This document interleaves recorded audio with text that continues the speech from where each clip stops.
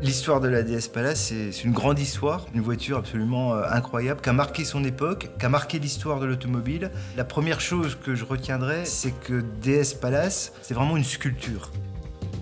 Bertoni, qui était le créateur, le designer de la voiture, c'est un sculpteur. On est très fiers de notre histoire. On vient puiser son ADN, qu'on réinterprète de manière avant-gardiste, de manière moderne. Et quand on regarde les DS contemporaines, que ce soit DS5, DS3, DS4, elles se sont vraiment inspirées de cet esprit de sculpture.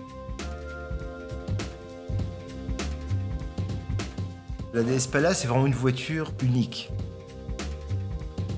On a appliqué des codes modernes, on a repris la teinte bleu encre, puis on a utilisé le cuir semi-aniline, Criollo des séries limitées, là aussi sur la DS d'origine. Les spécificités de l'édition limitée 1955, c'est d'abord une teinte de caisse unique. On a développé un noir coloré qui s'appelle en fait un bleu encre, qui donne un aspect complètement changeant en fonction de la lumière.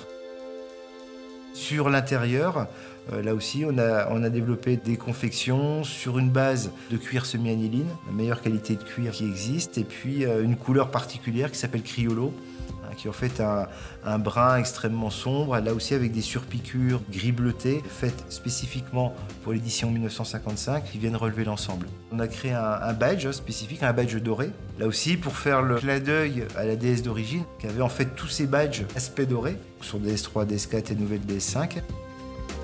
L'emblème de capot, là aussi, qui reprend cette teinte dorée. Dans les éléments qui caractérisent aussi cette série limitée, on a donc appliqué une finition dorée qui vient mettre en valeur l'emblème DS au centre de chacune des roues. Tout en gardant l'esprit de chacune des voitures, on a vraiment voulu rendre hommage à l'esprit d'avant-garde de la DS d'origine. C'est vraiment cet esprit qui anime chacune des personnes qui travaillent pour la marque. Notre ambition, c'est de repousser les limites, d'avoir de l'audace, d'être à la pointe de l'avant-garde.